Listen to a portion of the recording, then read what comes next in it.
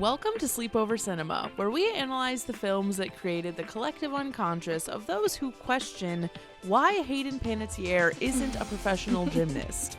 I'm Hannah Leach. And I'm Audrey Leach. We are the sister filmmaking duo also known as Tuping Productions, and we haven't stopped thinking about these movies since we first saw them. We're going to explore the good, the bad, and the nonsensical of the movies that first inspired our love for film, in an attempt to answer the question, are these movies actually good? And at the end of the day, do we really care if they are? Today we are talking about 2006's Bring It On, All or Nothing.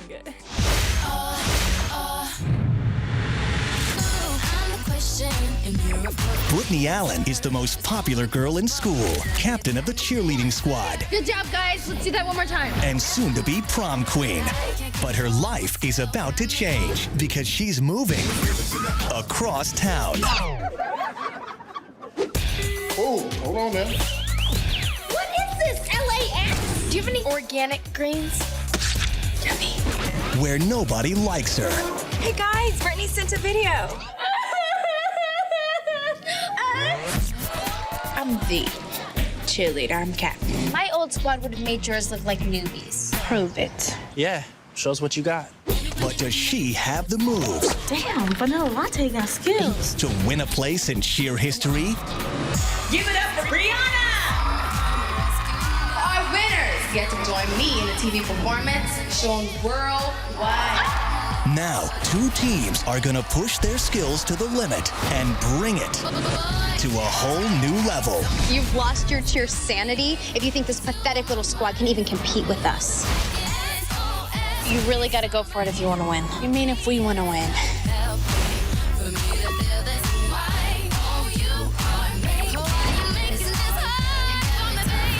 Bring it on. And today we are so excited to have Bobbi of At the Afternoon Special with us. She is on every social media platform at that username, but she has 344.6K followers on her TikTok account, which is a lot of people.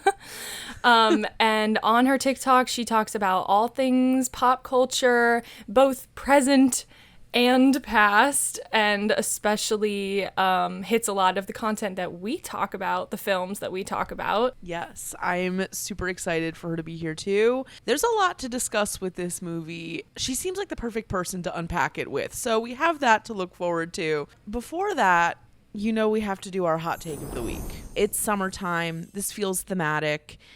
Pool versus ocean. What are your thoughts? Ocean? Ocean. I mean, I don't know. I like them both.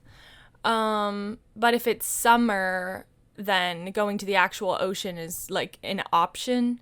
Like if it's not really hot out, you know, it takes you have to be in a really hot climate to make going into the ocean make sense. Yes. Like you got to be really hot. That is true. Like you got to be sweating. That is true. So I feel like pools can be more of an not all year round if you're living in like Ohio or New York or wherever, but like you can attain a pool. Yes. So during the summer, ocean. Okay.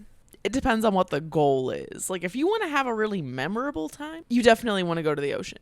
But if you want to read your little book and like sip on your little drink and not have to be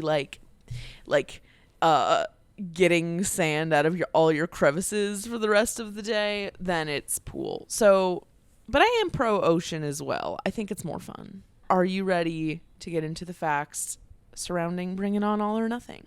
See. Okay. So, Bring It On, All or Nothing was released on August 8th, 2006 and was rated PG-13. It was directed by Steve Rash, just for the record, a white man, who is best known for directing Bring It On, In It to Win It, Can't Buy Me Love, Son-in-Law, The Buddy Holly Story, Good Advice, and Xenon Z3. And weirdly, not a lot of other things, I noticed. It was written by Alison Faust, the screenplay, who is a black woman, I feel like all of this matters to the dynamic of the story. I know I was really curious as I was researching all of this, but she's best known for writing Scary Movie 2, Bring It On, Fight to the Finish, and she also is a big TV writer and TV producer who has worked on Big Shot, The Cool Kids, All About the Washingtons, Till Death, Brothers, Everybody Hates Chris. She wrote a lot of Wanda Sykes Show episodes. And I just thought it was interesting that the first Bring It On was written by Jessica Bendinger, who also wrote Aquamarine and other movies in our canon, and she's white. And then the second Bring It On was written by 3 white people, including 2 men. So it's just I feel like race is a big part of this series. Not all of them, but a decent amount of them. So I'm always just curious, who are the people actually making it? And also the producer of this movie was a white man. Synopsis. So there were 3 different versions of the synopsis, and they were from 3 different resources. It was IMDb, Rotten Tomatoes, and I think Wikipedia, but they're all written by different people. And I thought the word choices in each one were kind of interesting. So here is the first of 3 synopses. When her father gets laid off, prom queen shoo-in Brittany Allen has to drop out and transfer to her ritzy high school's underfunded crosstown rival. At her new school, Brittany is recruited for the cheerleading squad by its tough captain, Camille. As Brittany struggles to win the respect of her new peers, they prepare to face off against the squad at her old school for a chance to dance backup for Rihanna in her next music video. This is the second one. A transfer student to a rough high school tries joining the cheerleading squad, and she not only faces off against the head cheerleader, but against her former school in preparation for a cheer-off competition. This one, I think, is reductive. But then we have the third one here. And also you can see keywords: underfunded, rough high school, and now the third one. A senior cheerleader is at the peak of her high school career, being the captain of the cheer squad and dating the star quarterback of the football team, when unexpectedly her family is forced to endure the struggles of being relocated to a somewhat ghetto area. Not being able to fit in, Brittany will have to make a choice, whether to hold on to her old life or give in to her new one. I just thought the varying renditions of this were noteworthy. So those are the synopses. The first one is the most accurate. And I have bad... And it's really just a show of how... most likely how white people choose to navigate and circumvent talking about race in a summary. Yes. That's literally it's a mess. The underfunded and rough were notable to me. Yeah, it's coded. Yeah, coded. It's very words. coded. I have bad news about the taglines, as you can see. Apparently, there is no tagline for Bring It On, All or Nothing, although my guess is the title of the movie is kind of also a tagline. Yes. So it kind of feels a bit redundant. Was this released on TV? No. It was straight to video, I'm pretty sure. Oh. Okay. Which I have questions about that we'll get to later. How do you get Rihanna and Solange for your direct-to-video production? Well, first of all, that's a really profitable business at the time. Think Mary-Kate and Ashley, box sets. But it was also getting kind of late for that. I don't know. I feel like there's a lot more to that story as far as development and distribution. Yeah. Maybe some things fell through. Yeah. Maybe it just didn't work out. Because clearly they had the budget. So let's get into this cast. So first of all, we have Hayden Panettiere in the lead role as Britney. To me, she is an ice princess. That will always be her defining role to me. But she also is best known for being in Heroes, Remember the Titans, Scream 4, I Love You, Beth Cooper, Nashville, and she was the voice of Dot in A Bug's Life, which I definitely knew but forgot. Next, we have Solange as Camille, at the time known as Solange Knowles Smith. It's Solange. Duh. To me, when I think of her, I think about the albums A Seat at the Table and When I Get Home. I know A Seat at the Table especially was really, really big when I was in college. Cranes in the Sky, a few other songs off that album. I am aware of, and a lot of people who weren't necessarily like longtime fans of hers became aware of in that era. But her other credits, acting wise, there aren't a ton. She had little moments on The Proud Family and Taina. Shout out to Taina. But she's been obviously in her own videos, a good amount of Beyonce's videos. She also directed the video for The Weeknd by SZA, which I did not know. Next, we have Giovanni Samuels as Kyrisha. She was on All That. She's one of those people that just like is really joyful to watch. I really, really love her. She was also in Freedom Writers. She's also really well known for being in this movie. She was also in Harbinger Down, Fatherhood, and she was Nia on The Sweet Life of Zack and Cody, which at first I thought that was what I remembered her from, but then I was like, oh no, she was on All That, and that's what I know her from. Next up, we have Francia Reza as Letty. She is Adrian on Secret Life of the American Teenager, which to me is her defining role. And if you haven't seen that show in a really long time, as probably most of you have, she's like the very stereotypical like sexy Latina on that show. I'm currently rewatching it, and there are times where like they literally play Spanish guitar when she enters the scene. Like, it's just a trope for sure. But she also is on How I Met Your Father. She was on Grownish. She was in Life Size 2. And also in JoJo's video for the song Man, she's just like one of the gals having a good time. Because there's like a party scene in that video. She's also very well known for having given a kidney to Selena Gomez. Oh. Yeah. I didn't know that. Okay, next we have Emmy Rylan as Winnie, arguably one of the most rotted villains I have ever seen in a movie. But Emmy Rylan has done so much TV. She was in 600, or she is still in this show, I think, in 617 episodes of General Hospital, 229 episodes of The Young and the Restless, and 396 episodes of Guiding Light. And all of this was after Bring It On. This was her third credit on IMDb. Next, we have Jake McDorman as Brad. Despite this movie's best efforts to defile him as a person in our hearts, he continues to be our man. He is Raymond in Aquamarine, obviously. But according to IMDb, he is best known for being in The Right Stuff, Watchmen, What We Do in the Shadows, and Lady Bird, which is respectable. But to me, it's like Aquamarine, Shameless, and Greek. That's what I think of him most from. And next we have Gustavo Carr as Jesse. He is best known for being in Star, also in Shameless, and East Los High. And then last but not least, we have actual Rihanna in this movie. Just a sprinkling of Rihanna. All right, so budget, not a known fact. We do not know. And every sequel to Bring It On was direct to video, so probably the budget isn't known for any of those. None of them got the original Bring It On treatment. Yeah. So. Critic consensus. This movie got a critic score of 20%. And there is no critic consensus. There are only 5 critic reviews available for this movie on Rotten Tomatoes. So here's some little selections. Number 1. If those are my choices, meaning Bring It On or All or Nothing, I'll go with Nothing. Number 2. Older teens may find something to cheer about. Number 3.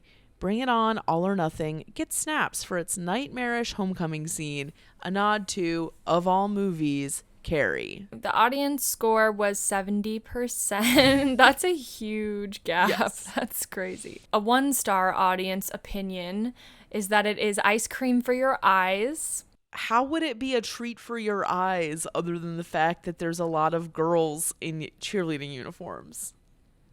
I mean, a man probably wrote that. Well, right. So That's what I'm saying. You're not saying it with the disdain that it deserves. Another 1-star opinion. Caricatures of every stock type seen through the eyes of a racist director, script writer, and studio, all through the prism of peddling stereotypes.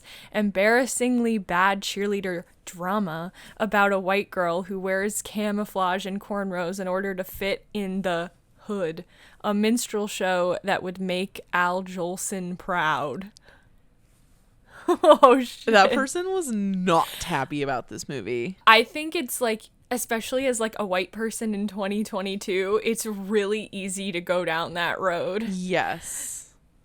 And then you find out like, oh, a black woman did write this, like there's actually like a perspective to it, but it's under this lens of commercial film, like a commercial film. So things get simplified and things become unnuanced, and that's where you run into some issues.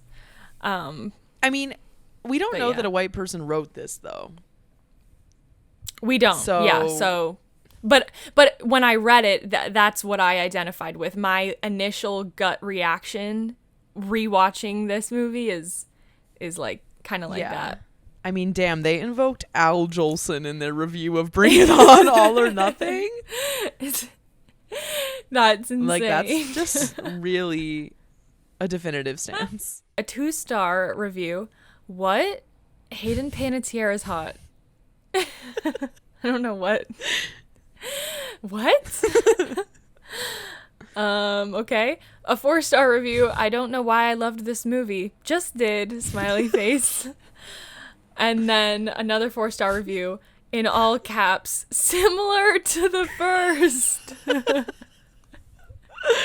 Really good reviews there. I did a little Twitter exploration, as I normally do, and this is what I could find that I thought was noteworthy. Tweet number 1. Whoever wrote that one scene in Bring It On All or Nothing deserves the electric chair. This is the first of many commentary. This is the first of many comments regarding the crumping scene. So someone else said, the crumping scene from Bring It On All or Nothing haunts my nightmares. The third one, Bring It On All or Nothing was a cultural reset.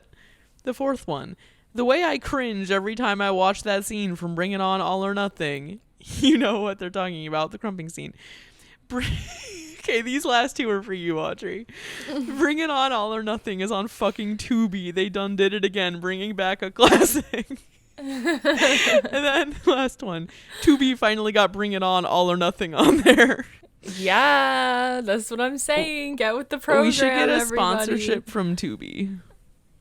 Yeah, I bet we could write an email being like, give us $10 and we will talk more about Tubi. I'm like organically peddling their service, so I guess that is what they would want. Yeah.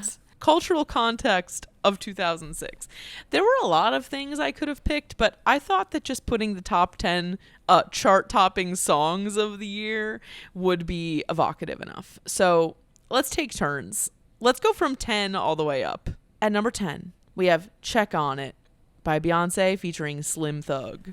Number 9 is Sexy Back by Justin Timberlake featuring Timbaland.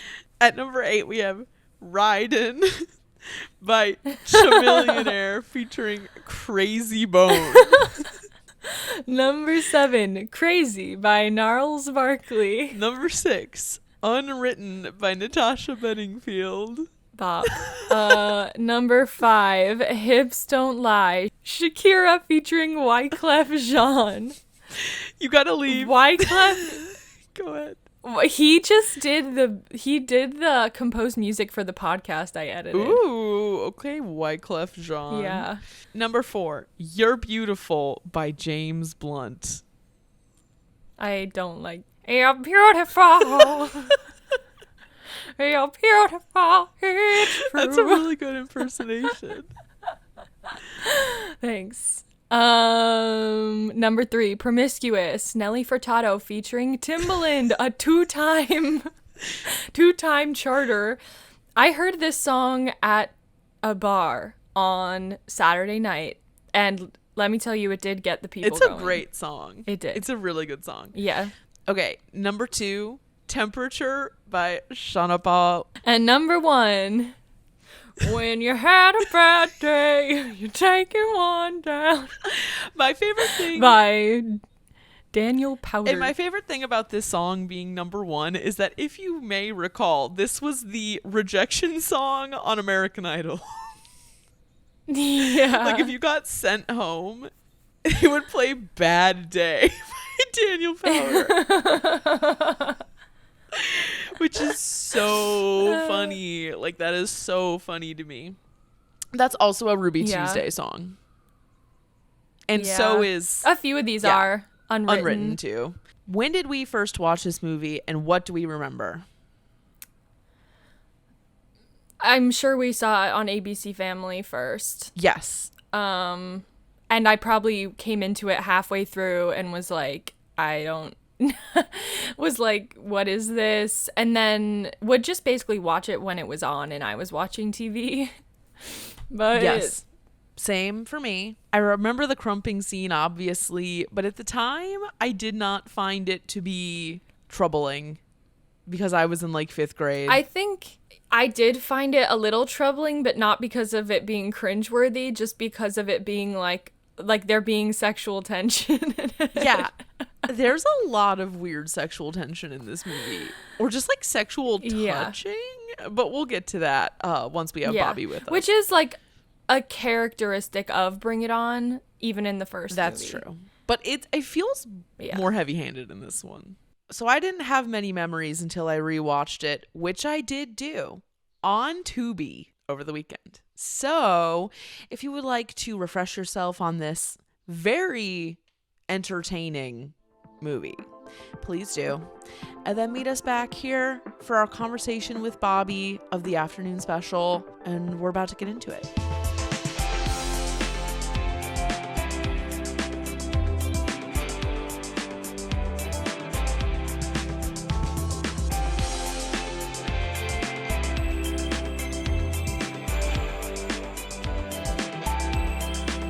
All right, and we are back with Bobbi. We're so excited to have you to talk about Bring It On, All or Nothing, which for some reason I thought was the second movie that is fully not the second movie. It just feels to me. Then again, I don't know if I've seen the second one. Have you? The second one, I've seen basically all of the Bring It On movies. I call myself a Bring It On connoisseur. I love the French. Like, I'm obsessed with it. But the second one is not great. I wouldn't call it very iconic or memorable, but I enjoy it because I just like cheerleading movies. But yeah. Yeah. Which is like the best state of the best type of person to watch these movies is one who can just be entertained by cheerleading, like at the low, like baseline. Just very, very simple. I'm the same. I'm pretty much the same way. Like I will just enjoy watching the cheerleading. So our first question is, because we always talk about this at the end of the first half when it's just the two of us. When was the first time you saw this movie, and what was your like initial reaction or like thoughts to it upon seeing it the first time? Oh my gosh, it probably was. So did you guys watch ABC Family? Oh, yeah. Okay. Yeah. So when they would do like the Bring It On weekends, that's probably the first time I watched it. Because they would just like marathon all the movies up until that point for the whole weekend. And so that's probably the first time that I saw it. And I think I was like, wow, what a film this is. And I didn't have the I don't know, critical eye that I look at movies with now. So I really just went in on vibes and vibes alone. And I had a blast. Now, revisiting it as a 23-year-old, I'm like, ooh, okay. Very, very interesting. Very interesting scripts and some story decisions that were made. But I know we'll get into it later. Yeah. So would you have been, like, how old do you think you would have been? Probably maybe like 9 or 10, like very young. Early exposure. Very early exposure. Very, very early exposure. They got me early. Bring It On indoctrinated me early. Yeah, this was definitely the first Bring It On that I saw, and we definitely both saw it on ABC Family the first time that we saw it. I think it was like direct to video or like something like that. There was no way it got a theatrical release. I was saying to Audrey in the first half that like for a direct to video movie, they had like some really big and good songs like in the movie itself. Yeah, the licensing was going crazy. Like, how?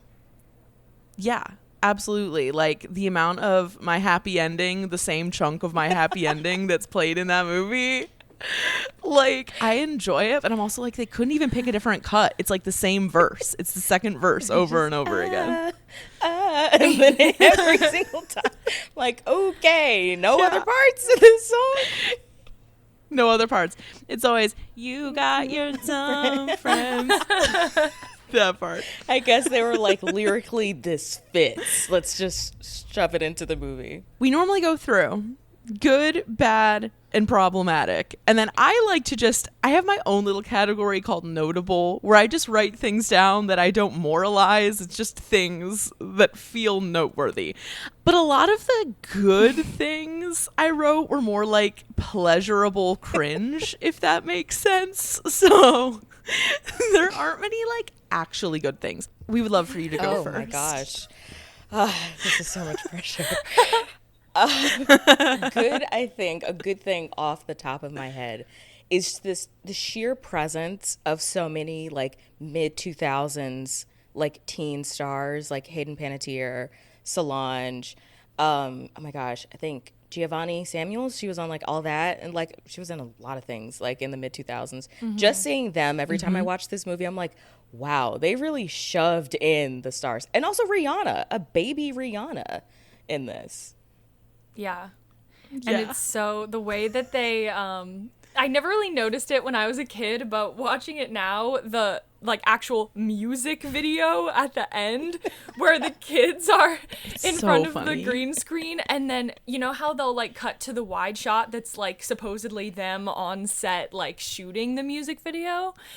Rihanna is just placed into that shot. Like she's not actually superimposed. Yes.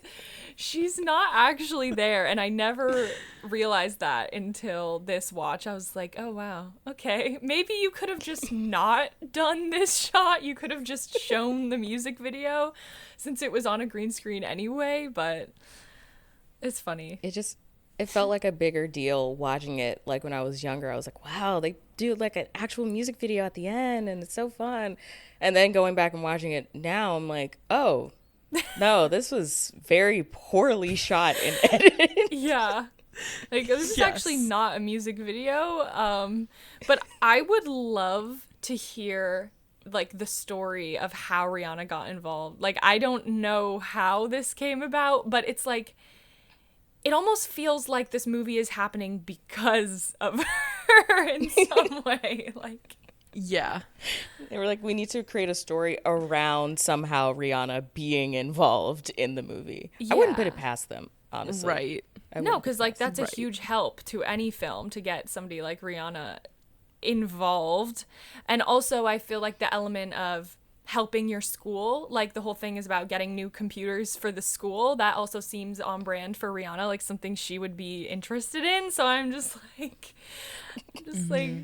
can this be real? Like, please.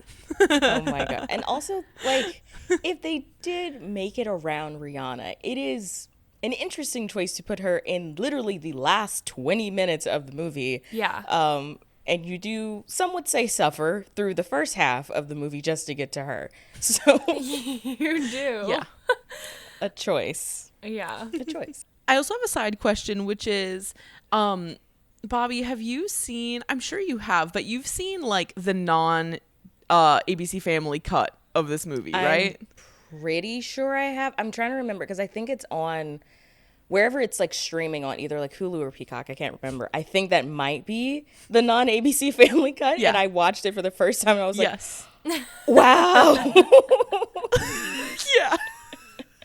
Okay, I just wanted to make sure because I feel like a lot of the most like memorable stuff didn't make it into the ABC Family Definitely cut. So yeah, just wanted to make sure. That could contribute to like why the rewatch is so extra scary because the TV edit definitely cut out a lot of things, as they usually do, but it just seemed like a watered down version of what I just watched, and I'm like a lot safer too. Yeah, just safer all around. And I kind of seem to remember on the ABC Family cut, like a lot of ADR when people's mouths wouldn't even be matching up to what they had over it. So I feel like I always knew in my core that it was different than like what it was supposed to be, but I didn't know like how until this past weekend. And now I know. Now you have both perspectives, both scary, but both perspectives. There's still a lot of tragic ADR in the version that's on Tubi. There's some really bad ADR in there too. That's like not even them saying, not even covering up bad words or something. It's just like they legit add, you know, a lot of times you'll add a line, like you're looking at the side of someone's face and then they'll ADR in a line that just wasn't there in the first place. There was a lot of that I was noticing. Yeah, I think they were like, oh, this script is wow, so we need to add some more lines to make this make sense. Yeah. When all of the people were like all the girls had taken their shoes off and they're like dancing barefoot, I was just like, no way this is the first thing we're seeing, is that it's like these girls getting down barefoot like at a school dance. Like that just like really I was the first thing I wrote down. I was like, this is notable. And then I wrote down, oh, it's a dream. And then it all made sense. But I feel like that is realistic, actually. Well, you realize obviously that like it's a reference to the first movie where the beginning is also a dream and it's like a take two intensified version of the first movie. Yeah. I think I will say every Bring It On movie does start with a dream sequence. Oh, like that's like all of them do it. None are like ever as iconic as the first one. Yeah. But they're all like this one where they're like doing a very cheesy cheer. They throw in some stunts. It's like, okay. And then something jostles the main character awake and they're just like, oh, okay. Whatever. But they're none of them like never get quite as iconic as the first one, but I will say like all Bring It On movies like follow a similar like structure. Like they're all the same, just different people, and like I don't know, they all take place in high school or at a camp or at a cheer competition with Rihanna. It's all the same. The usual. Well, yeah, that's good to know that like the format. I think I have seen the last one, but like I don't remember a thing. One thing that I do appreciate, although I don't like how they portray him, is Jake McDorman. I appreciate Jake McDorman being there because Hannah and I love Aquamarine so much, and he's in that movie, and we love him as a person. Like when he gets to play a nice person, it's great. But he doesn't get to play a nice person in this movie, and I feel like in the beginning of his career he definitely was getting a lot of that type of role, douchebag role. Yeah That's Brad, right? Yeah. When I was watching this, I was like, oh my gosh, that guy looks so familiar. And I realized I remembered seeing him in What We Do in the Shadows, so I completely blocked out that he was an Aquamarine. But yeah, that is a good for me because he only got like hotter with age. So that's on my good list for this movie. Yes. Is introducing me to him. Yes. Yeah. And he like later on in 2017, he like plays the teacher in Lady Bird. And when I first saw Lady Bird, I was like, this is the best movie ever created. I was like, oh my God. Like it came way out of left field, and then like Beanie Feldstein's character is like in love with him, and it's just that's perfect. Like that's perfect casting. It is very perfect. He just shows up in things. Yeah. And I don't realize it until later. I'm like, oh, that's Brad from Bring It On All or Nothing. I appreciated this, but I also thought it was really funny, which was like, imagine a world in which, okay, just both of these things. First of all, a world in which Rihanna would pick like the white team over the black team. Or like the majority non-white team. I'm like, there's no like, also look at the way they're performing. No, like, there's literally no way that would ever happen in a million years. And then beyond that, imagine being so racist to Rihanna's face, also in front of a crowd of like hundreds of people. Like, just the whole thing. I was just like, how did this happen? Like, how are we watching this? Who wrote this? I always think about that scene too. I'm like, I cringe because I'm like, you said to Rihanna's face, oh, and they're so ghetto. What? And you thought you'd get away with it? And you thought she'd be like, yeah, they are. What was she expecting Rihanna to say? Yeah. I'm confused. Yeah. And then the part when she was like, oh, I knew you'd understand, or whatever, like that moment where she like thinks Rihanna's going to take her side. It's just like, that actress has to do a lot of really heinous shit in this movie. Feel bad for but her. That part especially. Honestly. It's just certain aspects of it. I'm like, you do that a little too well. A little too easily. Some of those slurs were slipping out of your mouth with a little bit too much grace. I get to think you're a good actress, but I don't know. I don't know. The whole crux of it, like the whole crux of the movie is like, I do think that there's some like truth in that it's kind of a remake, but like flipped of the first movie in that a lot of it takes place at like at the black school. But a lot of this, like, it's interesting that the first Bring It On, which add like a pretty interesting commentary on like, you know, like kind of imbalances in race and like, you know, whole cultural appropriation thing. Like, it did some pretty transformative stuff. And then you get to this movie and they're just like, we're gonna maybe tackle racism via Hayden Panettiere learning how to crump and doing it in such a way that makes me want to die every time I watch it. And then there's going to be a girl who's slightly racist to Rihanna, and then nothing really happens to her. She just kind of gets a little bit embarrassed. No. Yeah, and I feel like one of the major complaints, maybe not at the time, but in the year since Bring It On came out, was how little time we got with the Clovers on their own, because it could have been more balanced, and that would have been more entertaining. And like the fact that they shot scenes for the trailer of the first Bring It On movie with the Clovers that aren't even in the movie because they knew they don't even exist. They're like not scenes. Because they knew it would help the marketing of the movie. So the fact that happened, and now we're on to this third movie, and, you know, theoretically, I could understand the impulse to do a flip, like to do an inverse version, but the fact we're only seeing the school because Hayden Panettiere is there.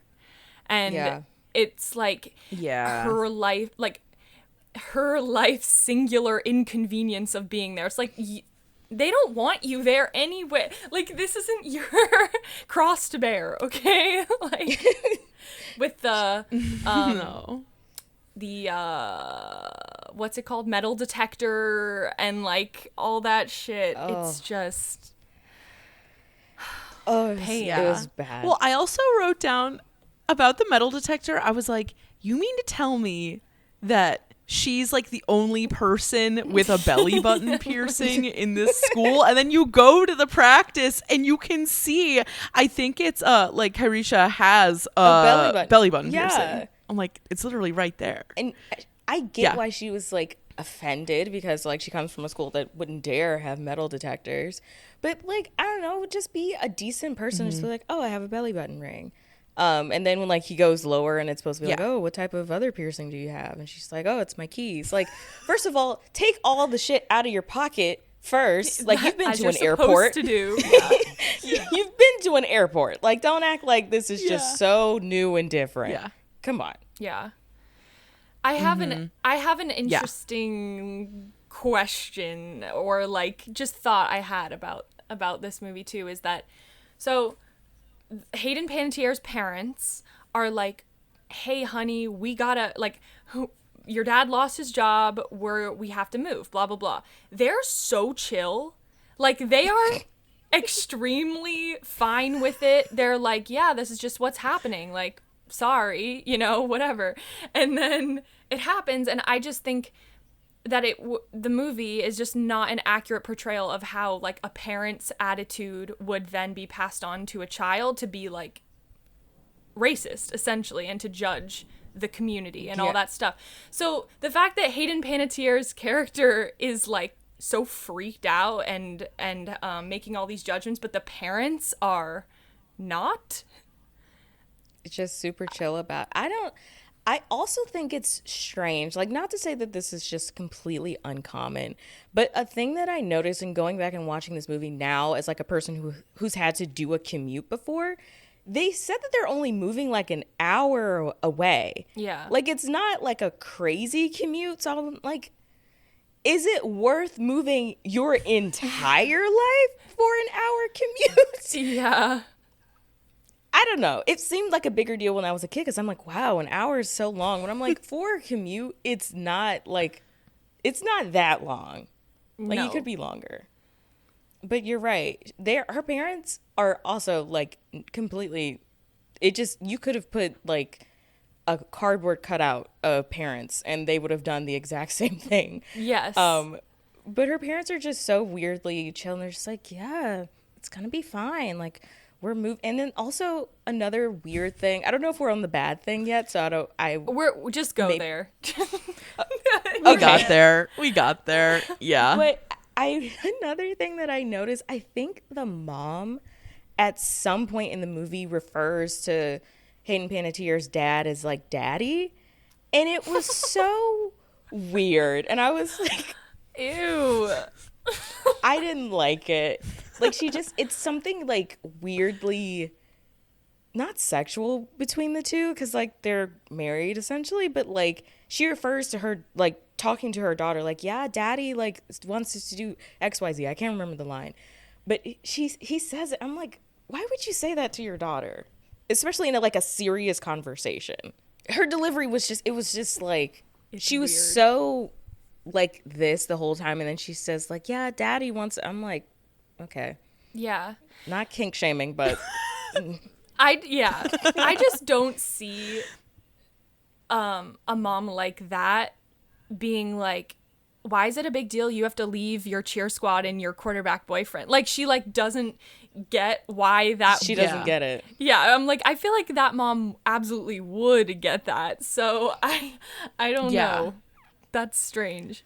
Also, just speaking of the family situation, it's a red flag to me when dads call their daughters princess in movies, and he calls her princess. So just add that to the list. Daddy and princess, this family is.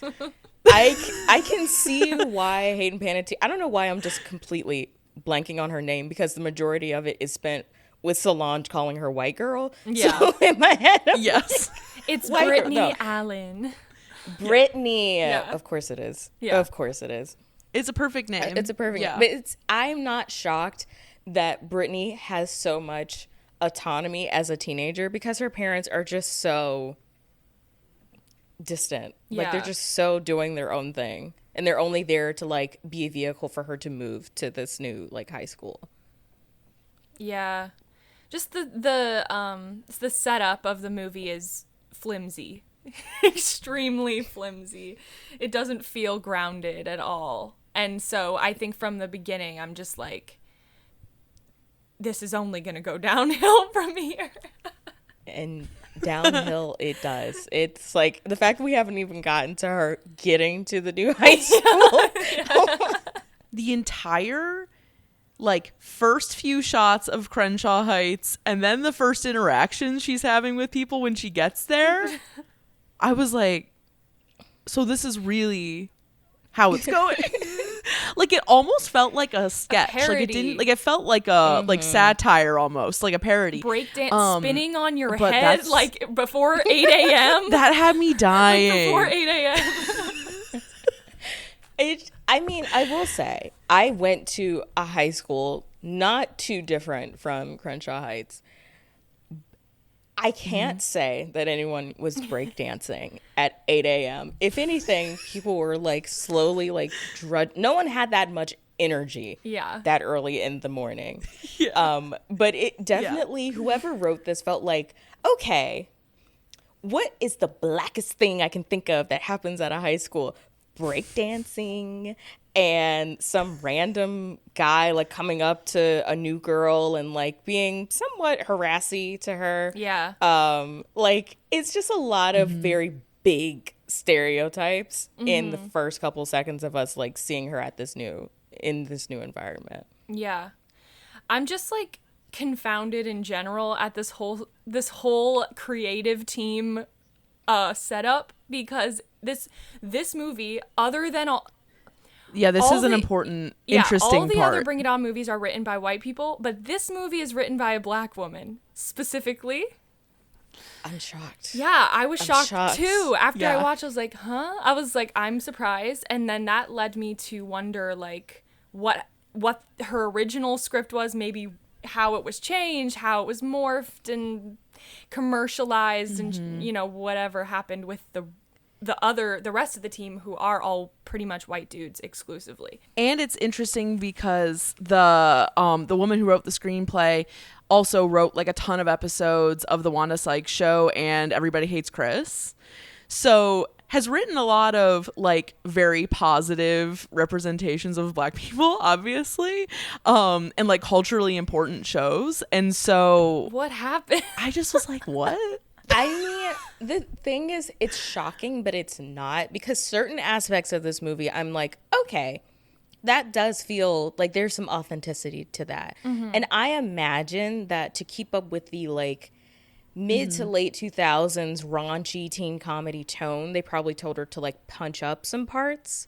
And maybe certain things that were written in the script were not cringy, but how they were performed and shot ended up being cringy. Like, I'm sure the scene where Britney is learning like to crump and she's learning what crumping is was meant to be this beautiful cultural exchange moment. And it just didn't turn out that way. So that it's shocking that a black woman wrote this, but also there are certain aspects of it that I'm like, I can see it. I can understand it. Doesn't make it any less shocking. Yeah. I felt the same way. There would be moments where it seemed to like dial back into reality a little bit, and I was like, whoa. I was like caught off guard by it. And then it was just going like just so rough. So yeah, I wish we could somehow be privy to the knowledge of like the development of the script, and it would be really interesting to know. How much of this movie being so weird do we think is like reliant upon Hayden Panettiere's performance and like aura overall? I would say it's hard like 70-30. Yeah, because she always, like, you know how she's an ice princess, if you may recall. like her Classic. playing an athlete makes sense to me, but like being like a Valley Girl type character just like doesn't fully go for me for some reason. I don't know why. I just don't think that she fully commits to it. Like, she commits to it more in this movie in the beginning, like when she's being very like, you know, big and dramatic about like burying her pom-poms or whatever it is. Right. But there's just something about it that I'm just like, what's going on? I think she in getting this role, she's like, dream role. I would have loved to have been in the first Bring It On, but I was like 11. And so she saw Kirsten Dunst give a master class in acting in Bring It On 2000 and was like, I'm going to do that. And then everyone was like, you are surely attempting to do that, but you're not quite Torrance. Like, you don't have her zest necessarily. And also she's playing opposite like other people who are out acting her. Oh yeah, in a way. So I think it just doesn't. She feels out of her depth for a lot of it. Especially in like the romance parts. Like Yeah. The scene on the rooftop, Jesse / Gus. The scene, like, he's really like giving a very, like, I would say, like, good performance and like being very like earnest, and like you can definitely tell that he's feeling her. And Hayden Panettiere does this thing where she's just like, I didn't know. That's so, why would you do that? I'm like, Hayden, Lord have mercy. Do you have anything else to give us? Anything else? It's in the scene where like Brad comes and like, and Jesse's delivering the pizza or the flowers, whatever it is. And she's just like, I had no idea. It's just the same thing, like very hushed tones. A lot of hushed tones for this movie about cheerleading. She also suffers from the white girl clumsy trope in this movie. Oh my gosh. It's like, you are literally a cheerleader. That does not make sense. You're coordinated. That's the point. Like, you're right. Like, it's a cheerleading movie. This shouldn't be happening. No, like, that's unsafe. Like, you need to stop right now. They didn't give, Torrance didn't have that either. She doesn't fall, does she? I don't think no. I don't think so. I think they give the, like, I guess, flaw of Torrance is that she's very enthusiastic. And, like, she's like, oh, come on, guys. Like, we can figure it out. Like, we can make our own routine after all of our routines have been stolen. Yeah. And, like, her enthusiasm, I guess, is what is supposed to, like, be her flaw, like, her character flaw. But that kind of makes sense. Cheerleaders are supposed to be enthusiastic. A clumsy cheerleader, and she's meant to be the head cheerleader, makes no sense. Zero. Literally makes no sense. Yeah. And, like, just compared to the first movie, the conflict is so unclear and convoluted in this movie compared to the first one. Because you've got conflict within her new team and conflict, like, there's like no clear conflict. Do you agree with that, Hannah? I feel like it's more like it's complicated because it's like internal conflict with Britney is clearly the most important one to the movie structure, but then there's also the rivalry with Winnie, which I feel like is the actual antagonist, and then sort of like in the classic tradition of Bring It On, it's like the interactions with Solange are more of a obstacle. It's like a plot point more than it is like a central problem. Yeah. You know? Yeah. Yeah. It's like a beat of the story. Yeah. Yeah.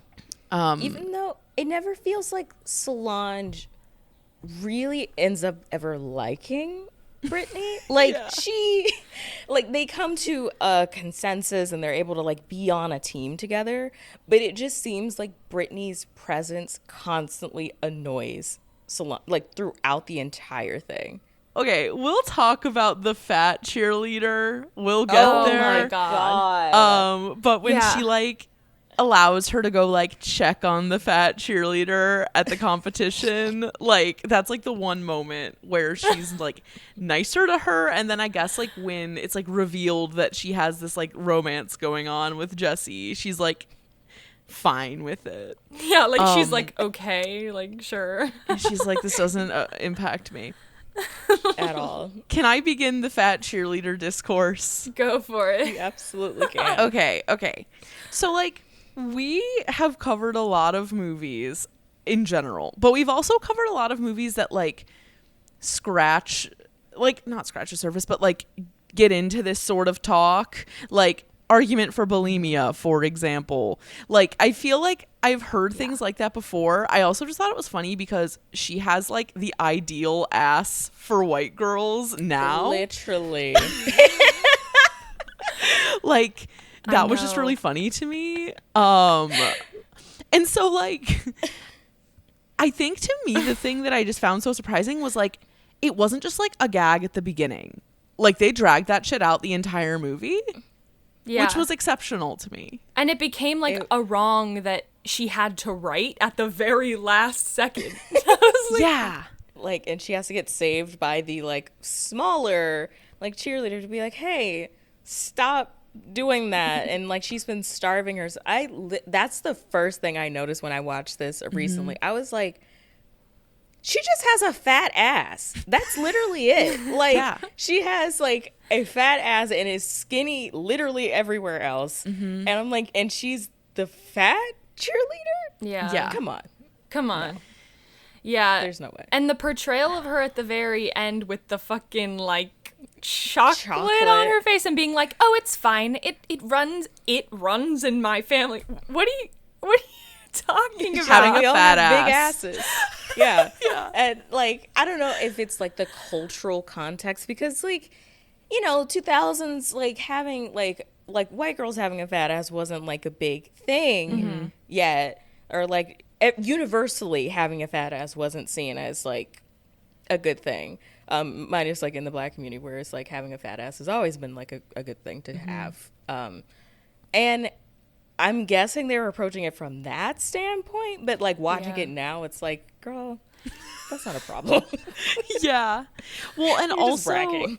like the body consciousness of the whole thing, like how one of the first, or not, I guess not one of the first things, but like one thing they make a really big point of making sure you hear about Crenshaw Heights is like, we have to fatten you up to be on this team versus you have to be super skinny to be on the other team. I was like, cool. All right. I was like, nice. And like, they just are a legitimately really fun to watch team, which is not how Britney's original team is, like, at all. No, they're so like, first of all, like I said, the actress who played Winnie, a lot of the things, the mean girl fit a little too much. Like, she was doing a little bit too, like, she was believably awful. Yeah. And just so terrible to not only her teammates, like, now be it the dumb one, she was a little bit dim. Yeah. Which she didn't have to call that out. Brianna, she just had like a little bit of a fat ass. But in those uniforms, I get how it's like a big deal, because it's okay. I'm putting my cheerleader hat on for a little bit, but high school teams don't tend to have uniforms that show your midriff or like skirts that short. Those tend to be for like all-star teams, and it's possible that like that high school had like an all-star team that did competition cheerleading, so you would have that type of uniform, but like you wouldn't typically have like a completely different uniform showing that much skin. Like, that doesn't usually happen until like college, or if you cheer for like a gym. Yeah. So it was just weird. I'm like, first of all, they're like what is it called? Bloomers. They're like gold bloomers that are basically like underwear, showing like their midriffs basically stop right under their boobs. Yeah. Is this a high school? What type of uniforms are these? Yeah. I also, like, when I had my like realistic cheerleading hat on, was like, this style, even like the style of cheer that they're doing is collegiate. Like, it's like not a high school thing at all. And even like the format of the competition is just like non-existent for high school. So I like, just coming from that perspective, it's like not a thing, but I guess it's an easier way to combine high school and cheerleading than if you want a competition to be involved. Because I mean, what if it was like a realistic high school cheerleading movie and they're like, what would they be at the games? Like, would it be like a final battle like on the field or something? Like, what would they do? And the first movie kind of explains this, though. Like, they, like, in the beginning when Missy joins the team, she's like, what do you guys do, like, cheer at football games? And Torrance is like, no, those are like practices, like, we are a competitive like team, so we like go to competitions and everything. This movie just kind of is just like, we're not interested in that. We're not going to explain the mechanics of the cheer world to you. If you're watching this movie, you probably already know. We don't have to explain it. To end cap this specific topic, maybe I wrote down, are cheerleaders pussies this out? That was my statement. Because it's like, especially when they're doing like the leg up thing, I'm like, yeah, they are. It is? Yeah, they are. They're out. They are fully they out. are out. They're out. Lips out for cheerleading, I guess. But and that's why you wear bloomers, and you're supposed to wear that over your underwear to give you some extra coverage, protection. But that's why in the first movie it was so scandalous, and to show, what's her name? I forgot her name. Courtney, she was the slutty character because she didn't wear anything under her bloom. They call them spankies, but she didn't wear anything under her bloomers. But it's supposed to give you that extra protection because your lips are always gonna have the opportunity to be out at any point. Yeah. I was like, damn, this is just a lot. But again, it plays into this is not high school, this is collegiate energy also. Yeah. I don't know why they didn't just have it in college. I guess it would make sense for her to change colleges and have her parents be involved, and that's probably why the second movie is so not memorable, because it does take place in college. Okay. Yeah, we're not bringing on scholars. Yeah, it's I understand. It's they tried every possible aspect that this setup could happen in. That's what all the movies are. I think I have a thought. I've opened up my third eye in thinking about why the second movie was not successful, and I think it plays into the thing that always happens with teen comedies, and that they like seeing older people in extremely young roles. So if they're in college, they're all legal. They're all there's no sex appeal there. There should be. It's gross, but yeah, it's nasty. It should not be that way. Then they go back to high school in the third one. Then the fourth one is at a cheer camp in Universal Studios. Not gonna lie, that one's a sleeper hit. That one's one of my favorites. I won't lie to you, it's not good, but I love it. Yeah. Wow. And then they keep going back to high school. You know what I was surprised didn't come up in this Bring It On that is there in the first one is the whole guys cheerleading is gay thing. Yeah. That's not in this movie at all. And I feel like that it could have been. I mean, I don't miss it, but I just remember it being a thing in the first one a lot. But there's also just the whole thing in the first one is it's gay to be a guy in cheerleading, and then the guys are yeah, but we get to touch girls basically. Yeah. Misogyny all around. That was their counter argument. Yeah. Because they literally showed that scene where they're helping each other stretch, which, first of all, I've never cheered with guys before. I know that no one stretches like that. Nobody is stretching in that way. One person behind the other, one person on top of the other. It's very clinical when it comes to stretching. Yes. And their, like you said, their retort is, well, we get to be on top of them. Yeah. But one of them is still gay in the movie. They just don't ever say it. So. I know. I'm you know what? Maybe that is highly realistic, actually. I just thought it was interesting that theme didn't come back at all in this one. I imagine that maybe it's because, yeah, there are guy cheerleaders on the Pirates team. They don't get lines, but the ones on the Crenshaw Heights team, I guess it's because they're more dancers than they are cheerleaders. Yeah, they're definitely they do the whole more crumping dancers. thing. Mm-hmm. And stunting. Well, and they also they're also giving them level 10 out of 10 horniness straight out of the gate for girls. So I think that is supposed to clarify also. But then when they're at the competition and the guy who's the most handsy is losing it for Rihanna, I was like, is this supposed to be a statement? But then he reels it back so fast. I was like, well, maybe he's overcompensating. You never know. Deeper story here. It's not the words that are on the page, it's the words unspoken. That's the real story. It's the gaps that we have to fill in ourselves. Wait, also, did you do cheerleading?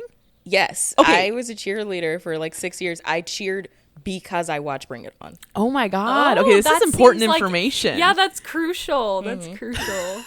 That's like the reason why I'm so into this franchise is because I saw it when I was like 7 years old, and I told my mom I want to be a cheerleader, and so I did like what is it? Like Pop Warner, like, you know, like extracurricular cheer, not for my school until I got to high school, and then I did it up until junior year. So I was a cheerleader for like 7 years. Oh my God, what happened junior year going into senior year? I just didn't want to do it anymore. Okay, good. Over it. I joined not for the right reasons, number one. And number two, my second reason for wanting to be a cheerleader is I just wanted things like jackets and like bags with my name on it. I mean, yeah. Me too. So never was about the cheerleading for me. So I was like, maybe I should like pursue something that I'm actually interested in. Got it. Good to know. Good to know. Okay, so this is under problematic, but it's also just like a question in general, which is the very ending of the movie when they're at the competition and basically Crenshaw Heights ends up like intimidating them into submission. Yeah. Like, you know what I'm talking about? Like with the crumping, it's like the crumping comes back.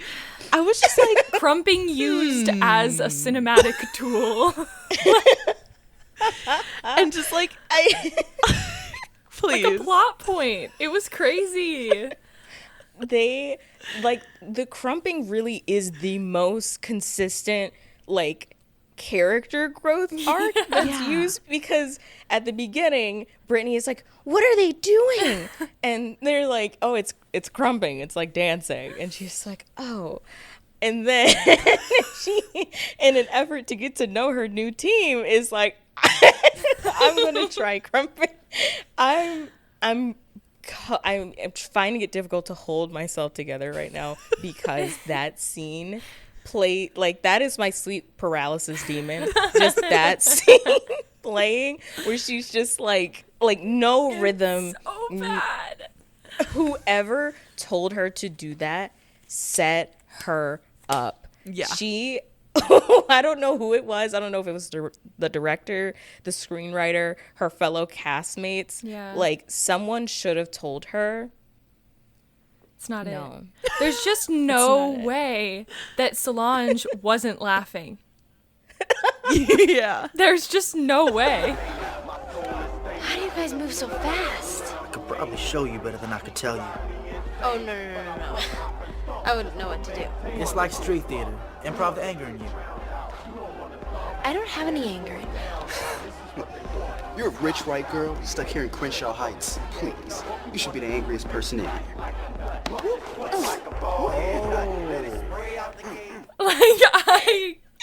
I struggle to believe that she, like, because I think she's, like, sort of in the background, but, like, not that clearly. So I think I would be laughing. I mean, it's hilarious. I'd be losing my mind. They would have to like keep the camera hard on her, because I would be losing my mind in the background. But then, like, the problem is they don't play it for comedy. They play it so straight. Yep. And Jesse, like, comes up and he's just, like, doing this to her, like, backs her up into a wall. I watched that scene through my fingers. I was like, oh, no. Yeah. And then it comes back because, like you said, they use crumping as a cinematic device. Yeah. So bad. Crumping is like what gets them everywhere. She's like, if we add this stuff to our routine, we'll be unbeatable. Like, it comes up so much. And also, am I wrong in saying that, like, crumping, aside from this movie, was very much like a blip on the cultural radar? Like, is that even a thing that ever comes up now? Like, did that movie popularize it? Like, who put it there? I do think that, like, because crumping had been like a dance, not to say it was a popular dance move around that time in the Black community. It was something like, they were like crump specialists, like those who did it almost like professionally. Yeah. And then the minute it made it to the mainstream, probably via this movie, they were like, oh, yeah. Never mind. No. Never mind. Hayden Panettiere killed Krumping. Single-handedly. I'm going on record. Yeah. He killed it. Oh, you know what else is an unsettling thought is that scene was most likely filmed without any music, like pretty silently. Oh. Probably. Like, it definitely was because, you know, that's what you typically do with the scene that has music in it anyway, but like her movement doesn't go to the music at all. So, you know,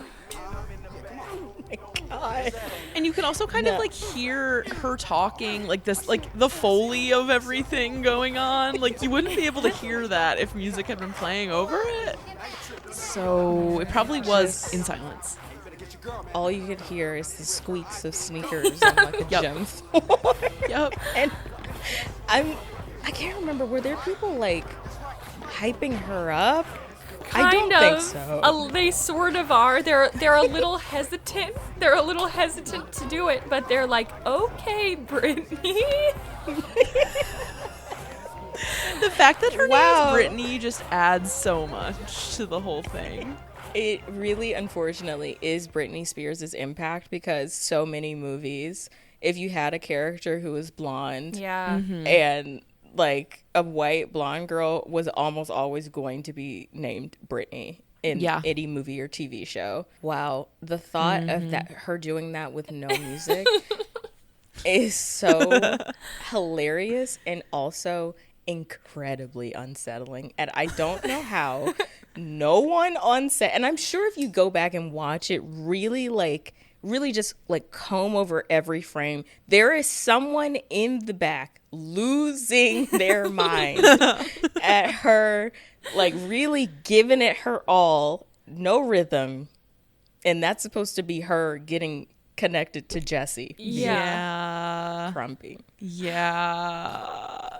I also have to say, this is unnecessarily mean also, but I feel like the hair straightener just like destroyed her hair in this movie. Like it looks like super fucked up on the ends. And I'm like, everyone else's hair looks so good that it's like it's saddening all around. It reminds me of my youth though. A lot of people had fried hair like that. It's very authentic. She probably was frying her hair every single morning. Yeah, probably. I'm going to be thinking about that for the rest of the day. It already sometimes haunts me. Like every once in a while, I'll think of like my brain, I guess, to, you know, keep me on my toes, will be like, oh, let's think about Hayden Panettiere crumping and Bring It On All or Nothing. But now I think I've switched it to, let's think about Hayden Panettiere crumping and Bring It On All or Nothing with no music. Yeah. No. And that is supposed to be, oh, she's now a part of the team because she embraced crumping. And I didn't even think about it, but what you said earlier of like, she's like, yeah, we should put this in the routines. She was like, we will be unstoppable if we put this in our routine. Like, yeah. Yeah. And, like, that's the thing she's right about. Yeah, that, like, Solange is like, no. Like, obviously not. Obviously not. And, like, I don't know, Solange gave me the vibe that she was a captain who, like, read the rules. And she saw, like, what routines, like, got people wins and stuff. And she was like, maybe we don't crump in the middle. And also, like, that probably went against a rule. Yes. In, like, some type of rule book. She might have been right to be like, hey, let's save the crumping section for another time. Yeah. We don't need it. And you know what else conflicts that is, like, at one point, Hayden Panettiere, like, tells Solange, like, you can't do this. And she, like, slaps her butt. Like, she's like, you can't do this. And she, like, pulls her, like, what is she... She's saying we need to add crumping because your routine is inappropriate. And then Camille, aka Solange, is like, okay, yes, but like we don't win, but we are known for our routines. So that setup doesn't really check out because if, you know, if like, they didn't even Were you about to bust it out? They didn't even slap their butts like in any routine. So I don't know where that comes from. But surely crumping is illegal in cheerleading if that is illegal in cheerleading, you know?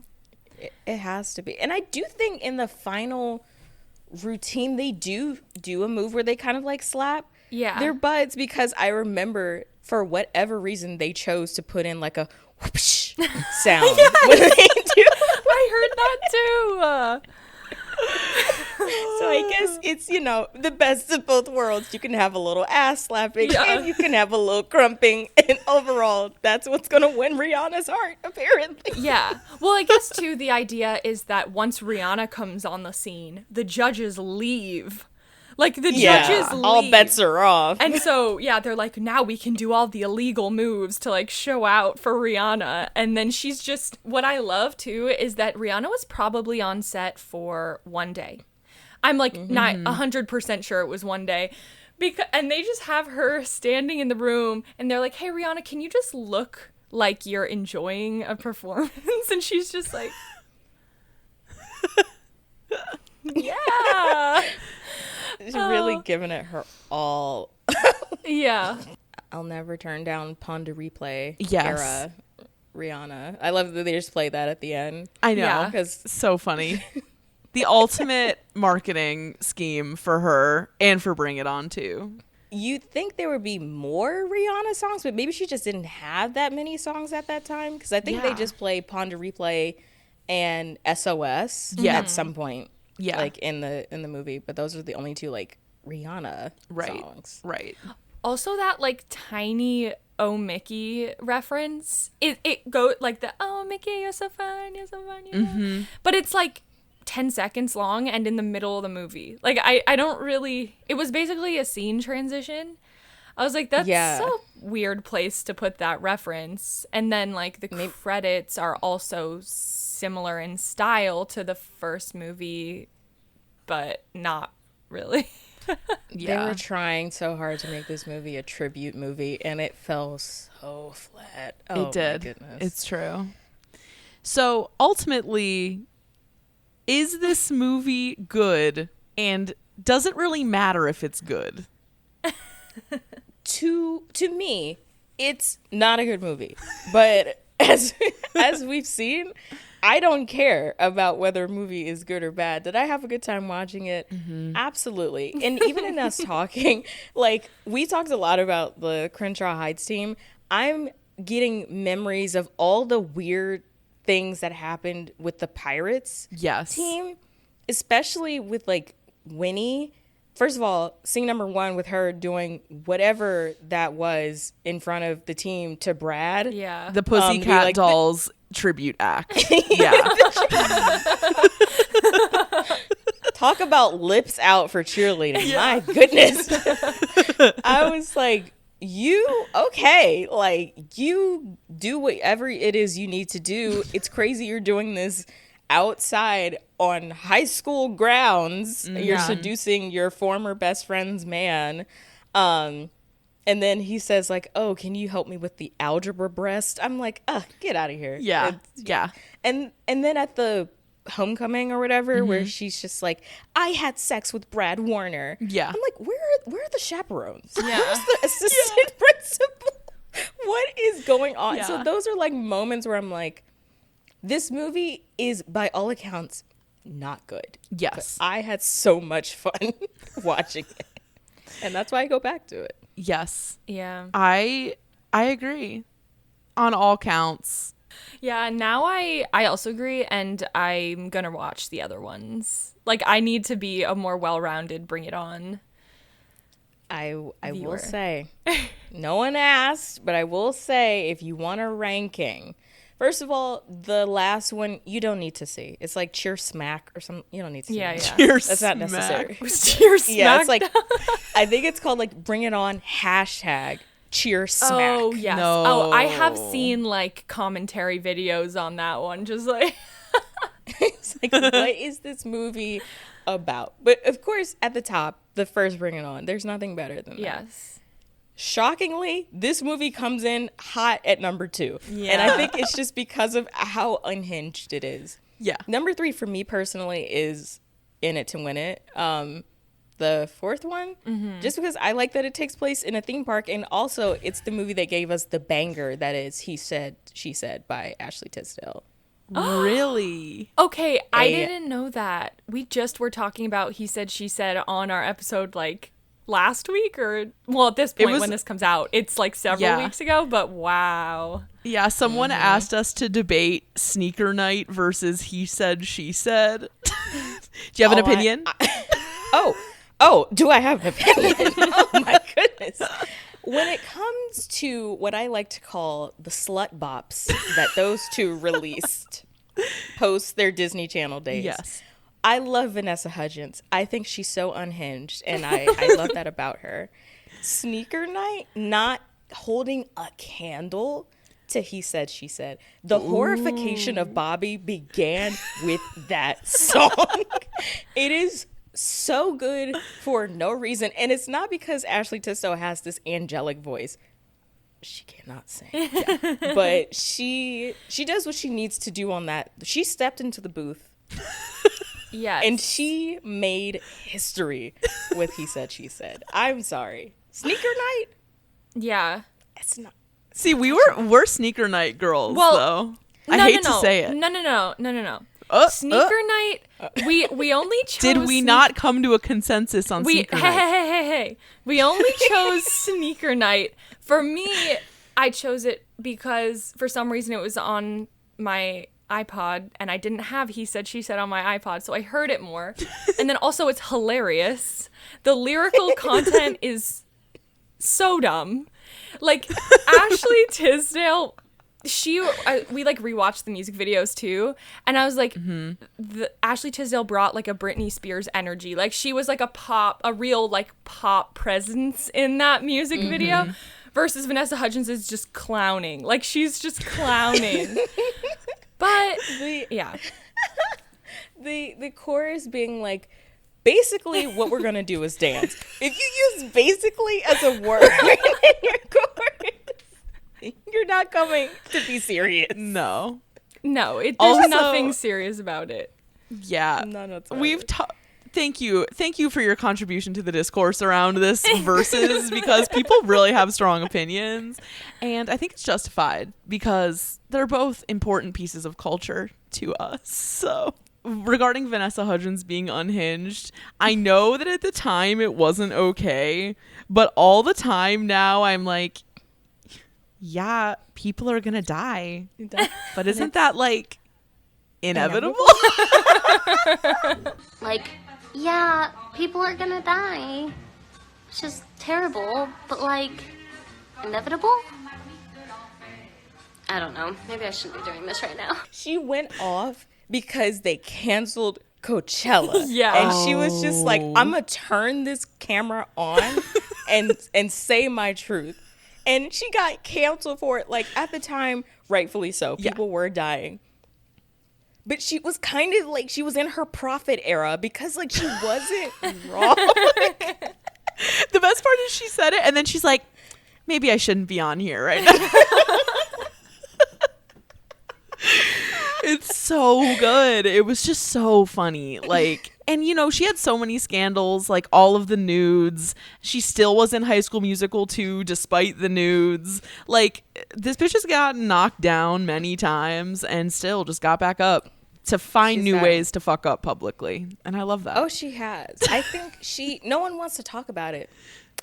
Vanessa Hudgens paved the way for Olivia Rodrigo. Yeah. And I'm going to tell you why.